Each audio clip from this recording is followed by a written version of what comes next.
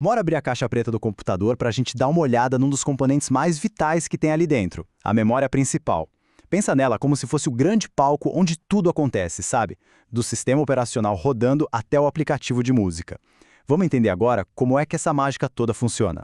Alguém aí já parou para pensar nisso? A gente abre o navegador, um editor de texto, bota uma música para tocar, tudo ao mesmo tempo, né? Pois é, a resposta para essa mágica do nosso dia a dia está exatamente em como o sistema gerencia, de um jeito super inteligente, um recurso que é finito e que todo mundo precisa usar. E aqui está o centro da questão. Para um computador ser rápido, ser eficiente, vários programas que a gente chama de processos precisam dividir o mesmíssimo espaço na memória principal. O grande desafio, então, é fazer com que eles convivam em harmonia sem que um acabe invadindo o espaço do outro.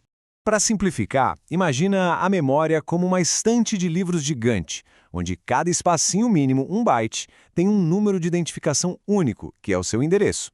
E esse é o único lugar de onde a CPU, que é o cérebro da máquina, consegue buscar diretamente as instruções e os dados que ela precisa para fazer qualquer tarefa.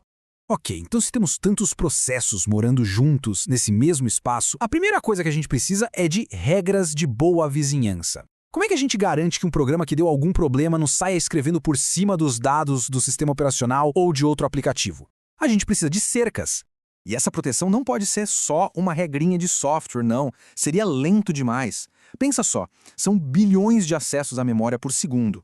A cada um desses acessos, o próprio hardware precisa fazer essa verificação de forma instantânea. É uma questão de velocidade e, fundamentalmente, de segurança para o sistema inteiro.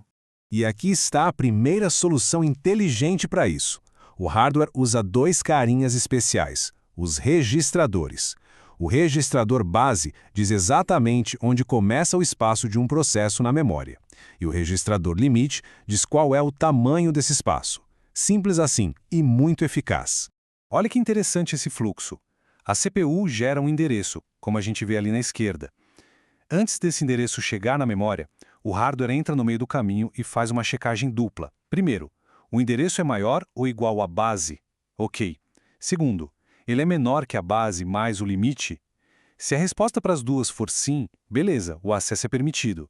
Se não, o hardware dispara um alarme, uma exceção, e o sistema operacional assume o controle para impedir um desastre. Agora a coisa fica ainda mais legal. O endereço que um programa enxerga lá dentro dele não é o mesmo endereço real, o físico, lá na placa de memória. Tem uma tradução acontecendo o tempo todo nos bastidores. A jornada de um endereço é fascinante. Ele não nasce pronto. Lá no código, ele é só um nome, um símbolo. Durante a compilação, ele vira um endereço relativo, ou seja, uma posição dentro do próprio programa. E é só no último segundo, no exato momento da execução, que ele finalmente é traduzido para o seu endereço físico de verdade na memória. Então, o ponto crucial é esse aqui, ó. O endereço lógico é a perspectiva do programa. Ele sempre acha que tem a memória inteirinha só para ele, começando lá do endereço 0. Já o endereço físico, bom, esse é a dura realidade. É onde ele realmente foi parar lá nos chips de memória. E quem é que faz essa tradução mágica? É a unidade de gerenciamento de memória, a famosa MMU. É um chip que fica ali entre a CPU e a memória. Ela pega o endereço lógico que o programa pensa que está usando, soma com o valor de um registrador de relocação, que é basicamente o endereço inicial do processo, e pronto, gera o endereço físico real. E tudo isso em nanosegundos. Com essas ferramentas, a gente pode colocar os processos em blocos únicos, contínuos, de memória. Parece uma boa ideia, né? O problema é que isso acaba criando um grande vilão: o desperdício de espaço. Para achar um espaço livre, o sistema operacional usa algumas estratégias. Por exemplo, o First Fit, que pega o primeiro buraco que encontrar que seja grande o suficiente. Ou o Best Fit, que procura pelo buraco que vai deixar a menor sobra possível. E olha, mesmo que pareça que uma é muito melhor que a outra, simulações mostram que tanto a simplicidade do First Fit quanto a precisão do Best Fit geralmente se saem muito bem. E este aqui é o resultado inevitável daquela abordagem. Conforme os programas são carregados e depois fechados, a memória vai virando um queijo suíço, sabe? Cheia de buraquinhos. Se a gente somar todos esses buracos, pode até ter espaço de sobra, mas nenhum buraco sozinho é grande o bastante para um novo programa. Isso é a tal da fragmentação externa. E o quão sério é esse problema? Existe a chamada regra dos 50%, que sugere que, estatisticamente, até 1/3 de toda a memória pode se tornar inútil por causa dessa fragmentação. É um desperdício gigantesco de recurso. Bom, se colocar tudo num bloco só causa esse problemão todo. A solução é quebrar essa regra. E se um programa pudesse ser dividido em vários pedaços e espalhado pela memória, onde quer que tivesse um espacinho livre? E isso nos leva direto para as duas técnicas mais modernas e elegantes que resolvem a fragmentação de vez. Vamos ver como funcionam a segmentação e a paginação. A segmentação, ali na esquerda, divide o programa em partes lógicas de tamanhos diferentes: código, dados, pilha. Isso faz sentido para quem está programando, mas para o sistema operacional gerenciar esses blocos de tamanhos variados é justamente o que causa a fragmentação. Já a paginação, na direita, tem uma ideia radical. Ela ignora a lógica e simplesmente corta tudo em pedacinhos de tamanho fixo e igual. E essa uniformidade é a chave de tudo, porque agora qualquer pedaço cabe em qualquer buraco livre do mesmo tamanho. Vira um quebra-cabeça perfeito.